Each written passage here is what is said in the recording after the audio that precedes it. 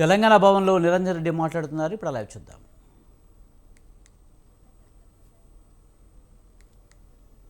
వీళ్ళకు మాట్లాడేటప్పుడు ప్రజలు ఏమనుకుంటారు అనేటువంటి ఇంగితం ఉండొద్దా? మొత్తం కాళేశ్వరం ప్రాజెక్ట్ అంటే ఈ రెండు మేడిగడ్డలు ఉన్న రెండు బ్యారేజ్లు కూలిపోవడంతోనే ప్రాజెక్ట్ మొత్తం పోయిందా? పోతుందా? 100 సార్లు చెప్పినా మళ్ళీ చెప్పాలి, ప్రజలకు అర్థం కావాలి కాబట్టి. ఇంకా ఎవరికైనా అర్థం కావాలి ఉంటే వాళ్ళకి కావాలి కాబట్టి.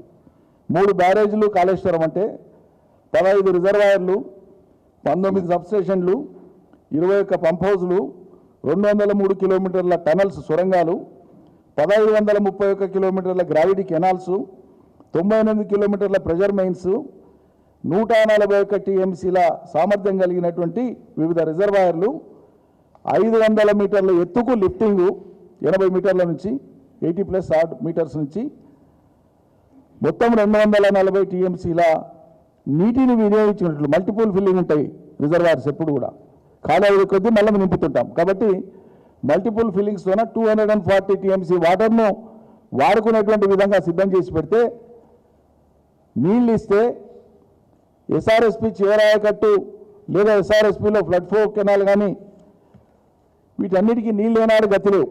5-6 లక్షల ఎకరాలకు మించి ముందు పోకుండే. అటువంటిది కాళేశ్వరం వచ్చిన తర్వాత ఎస్ఆర్ఎస్పి కింద డిజైన్ చేసినటువంటి 16 లక్షల ఎకరాలకు నీళ్ళు ఇవ్వడం, సింగూరు కింద ఉండేటువంటి దానికి నీళ్ళు ఇవ్వడం, గన్పూర్ ఆయకట్టకు నీళ్ళు ఇవ్వడం, హల్దీబాగులో నీళ్లు పోయడం, 1 కాదు 2 కాదు, కాళేశ్వరం నీళ్లతోనే వాళ్ళ ఉత్తర తెలంగాణలో ఒక నదే 150 కిలోమీటర్ల నిడివిల నీళ్ళు ఆగి ఉంటున్నాయి. ఎంత భూగర్భ సంపద పెరిగింది! కాళేశ్వరం సృష్టించినటువంటి సంపద ఎంత! వీళ్ళు ఇంత దుర్మార్గంగా, ఇంత నీచంగా ఓవైపు ఆంధ్రప్రదేశ్ ప్రభుత్వం చంద్రబాబు నాయుడు గారు, ఇంకోవైపు వారి మద్దతుతో కేంద్రంలో ఉండేటువంటి మోడీ గారి ప్రభుత్వ పెద్దలు, ఆ పార్టీ నాయకులు, ఇంకోవైపు ఇక్కడ ఉండేటువంటి కాంగ్రెస్ పార్టీ. అరే ఇంత దాడా, ఇంత ముప్పేట దాడా! అంకెలతో పాటు ప్రామాణికతలతో పాటు శాస్త్రీయ పద్ధతులతో పాటు అన్ని వివరించడం అనేది. సైట్ ఎందుకు మారిందంటే సహేతుకమైనటువంటి కారణాలు వివరించినాం, నీటి లభ్యత చూపించినాం, ఇతర రాష్ట్రాల అభ్యంతరాలను చూపించినాం, తక్కువ ఖర్చుతో తక్కువ సమయంలో ప్రాజెక్టు పూర్తయిన ఏకైక ప్రాజెక్టు భారతదేశంలో అనేటువంటి విషయాన్ని చూపించినాం. ఈ కేంద్ర జల సంఘం నుంచి వివిధ సంస్థలు కానీ, వివిధ ఇంజనీర్లు కానీ, వివిధ రంగాల నిపుణులు కానీ దాని ప్రాజెక్టు యొక్క గొప్పతనాన్ని పొగిడిని చూసినాం.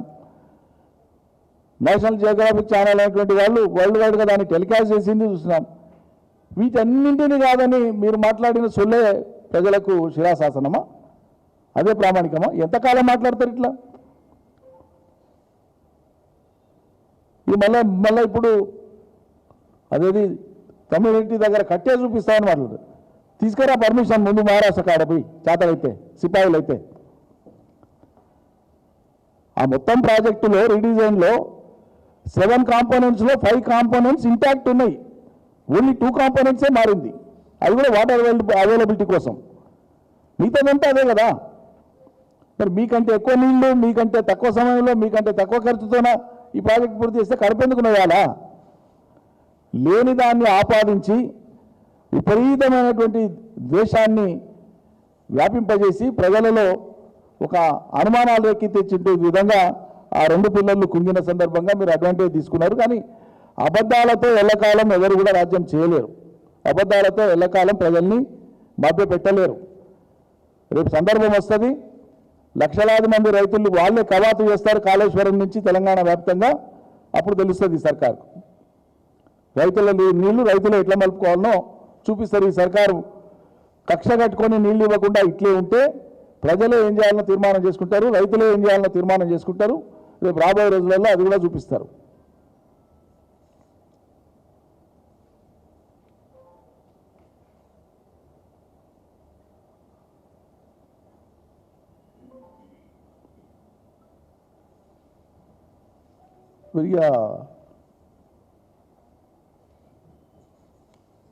మొన్న శాసనసభలో వాళ్ళు నివేదిక పెట్టిన తర్వాత, కమిషన్ రిపోర్ట్ పెట్టిన తర్వాత అందులో ఉండేటువంటి అంశాల మీద తార్కికంగా చాలా సోదాహరణంగా హరీష్ రావు గారు చాలా గొప్పగా వివరించడం జరిగింది. ప్రజలందరూ కూడా చూస్తున్నారు. వాళ్ళు అనేక సార్లు, దాదాపు 30 సార్లు ఇంటరప్ట్ చేసినప్పటికీ కూడాను అద్భుతంగా చెడు కూడా ఆడుకున్నాడు ఆయన ప్రజలకు విషయాన్ని బోధించడానికి, వీళ్ళ డొల్లతనాన్ని ఎండగట్టడానికి.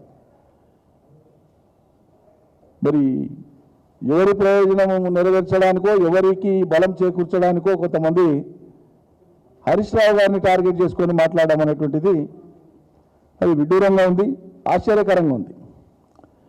ఈ సందర్భంలో కేసీఆర్కి కానీ, పార్టీకి కానీ, బీఆర్ఎస్ పార్టీకి కానీ ఎవరైనా సరే తెలంగాణను ప్రేమించే వాళ్ళు, ప్రత్యేకంగా బీఆర్ఎస్కు సంబంధించిన శ్రేణులు కానీ, అభిమానులు కానీ ఒక రక్షణ కవచంలాగా, రక్షణ వలయంలాగా ఉండాల్సినటువంటి సందర్భంలో బీఆర్ఎస్ పై వస్తున్నటువంటి